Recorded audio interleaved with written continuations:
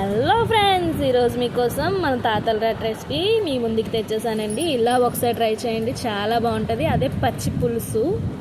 చిన్న సైజు అంత చింతపండు తీసుకొని వాటర్ వేసుకొని నానబెట్టుకున్నానండి. అలానే నేను 2 పచ్చిమిరపకాయలు, 2 ఉల్లిపాయలు చిన్న ముక్కల కింద తరిగి పక్కన పెట్టుకున్నా.